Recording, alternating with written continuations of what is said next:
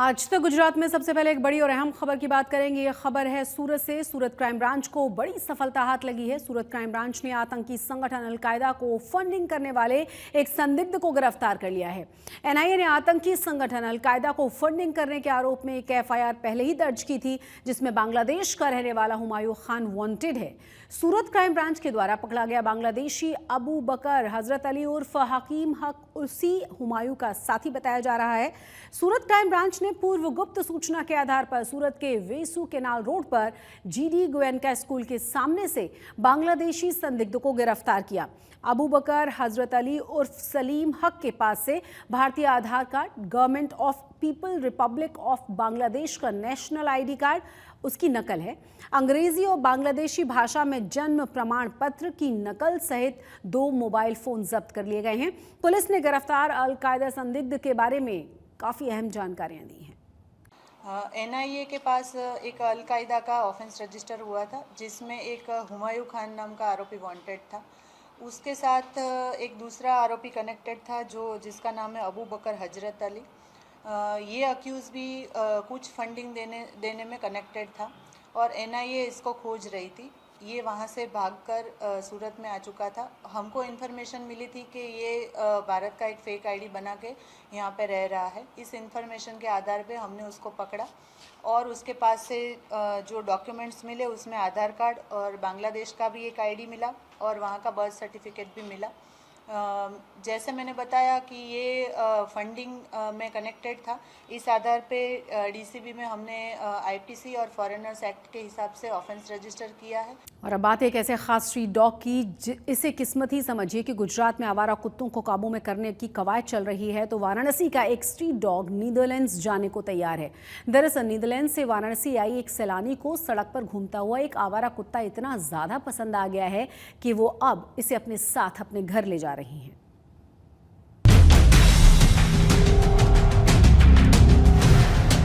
ये मीरल बॉन्टेबल है, नीदरलैंड से भारत आई हैं। इस स्ट्रीट डॉग को अपने घर ले जाने, ये बात सुनने में अटपटी लग सकती है, लेकिन सच है। बनारस की गलियों में घूमने वाला ये कुत्ता मीरल को इतना भा गया कि वो इसे अपने देश ले जाने की ठान बैठी। दरअसल मीरल अक्सर भारत आती जाती रहती हैं। बनारस भी कई बार आना हुआ और यही उनकी दोस्ती यहाँ के स्ट्रीट डॉग से हो गई। इन्हें छोड़कर जाना उन्हें अखरता था, सो उन्होंने डॉग केयर संस्था से संपर्क किया, ये जानने के लिए कि क्या वो इन्हें अपने देश ले जा सकती हैं। और जब इन्हें पता चला कि वो इन्हें अपने साथ हमेशा के लिए रख सकती हैं, तो मीरल की खुशी का ठिकाना नहीं रहा। लेकिन ये सब इतना आसान नहीं था, क्योंकि मामला 2 देशों के बीच का था।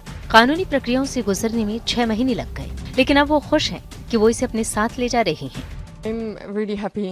It has been a long process. I had to wait for 6 months to get her here. Without the help of Animoto, I would never have been able to do it. They were such a help with the paperwork, the vaccinations, passport, microchip, everything. And I'm so happy. I've always wanted to have a dog, and I fell in love with her on the guts. So I'm very happy to bring her home.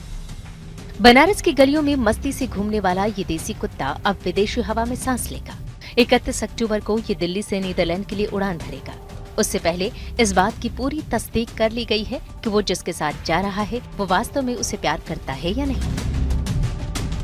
वो Netherlands में रह पाएगा या नहीं। उसकी सेहत से जुड़े सभी टेस्ट भारत और नीदरलैंड दोनों जगहों पर कर लिए गए हैं। वीजा और पासपोर्ट बना है, अब बस उड़ान भरने की देर है। फिर वो एक नई दुनिया में कदम रखेगा।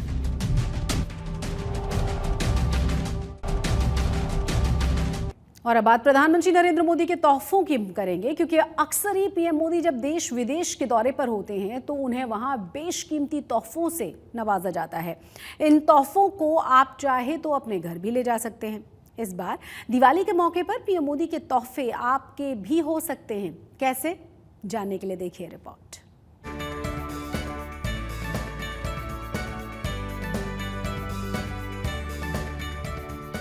राष्ट्रीय कला आधुनिक संग्रहालय में रखे ये तोहफे बेहद खास हैं।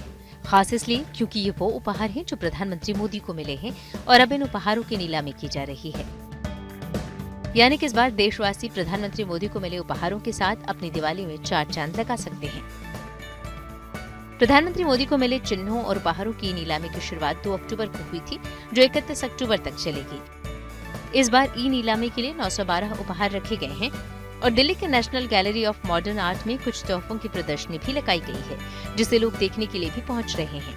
गैलरी में जब मैंने एंटर किया so many of authentic statues, pictures, paintings, मतलब I love many of them and मैंने उनकी कॉस्टिंग देखी तो मेरे को यहाँ पे मेंटोर ने बताया कि लाइक उनकी कॉस्टिंग वहाँ से स्टार्ट होगी, देन बिडिंग जाएगा। देन आई फेल्ट किया that's a good plan, because उससे हम काफ़ी मतलब फर्दर फ्यूचर प्लान्स में हेल्प भी होगा, हमारे जो गवर्नमेंट के इश्यूज बन रहे हैं उनका गौरव करने के लिए जो हमारे प्रधानमंत्री जी को हर एक कंट्री में, हर एक राज्य में जहाँ जाते हैं वहाँ के लोग कोई ना कोई उनको भेंट देते हैं, और वो भेंट इसका ई ऑक्शन ये बहुत बढ़िया कंसेप्ट रहा है।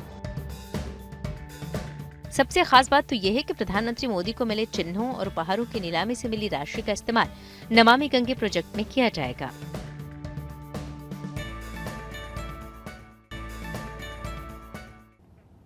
और अब बात करेंगे अयोध्या में होने वाले रामलला के प्राण प्रतिष्ठा कार्यक्रम की।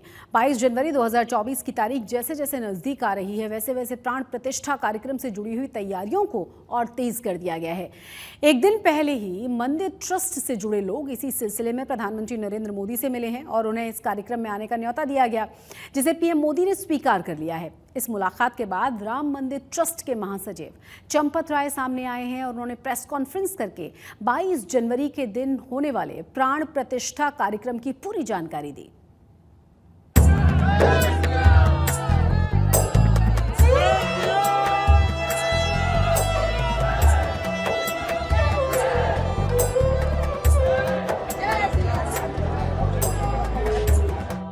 राम मंदिर निर्माण का काम फुल रफ्तार में जारी है।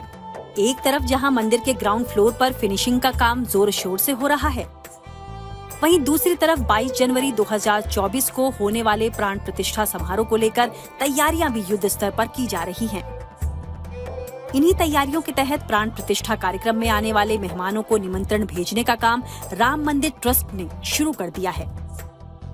ट्रस्ट के महासचिव चंपत राय के अनुसार कार्यक्रम में प्रधानमंत्री मोदी के अलावा देश भर से करीब 4000 साधु संत, कला संस्कृति, खेल, विज्ञान और उद्योग जगत से जुड़े लोगों को बुलाया जा रहा है। इतना ही नहीं, राम मंदिर आंदोलन में अपनी जान गंवाने वाले लोगों के परिवार के सदस्यों को भी इस प्राण प्रतिष्ठा समारोह में आमंत्रित किया जाएगा। भारत में संत समाज से अलग हटकर एक समाज है जो साधु नहीं है, विज्ञान है, वैज्ञानिक,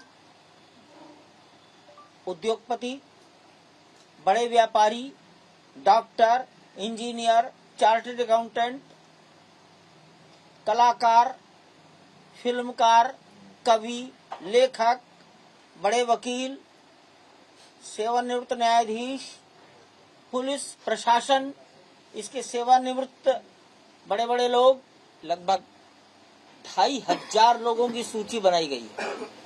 ये सब निमंत्रित रहेंगे।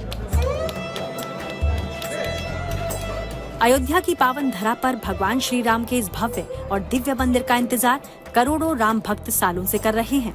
उनका ये इंतजार 22 जनवरी को खत्म हो जाएगा, जब दिन में 12 बजे मंदिर के गर्भगृह में राम लला की प्राण प्रतिष्ठा होगी। बताया जा रहा है कि प्राण प्रतिष्ठा की ये पूरी प्रक्रिया करीब 3 घंटे चलेगी।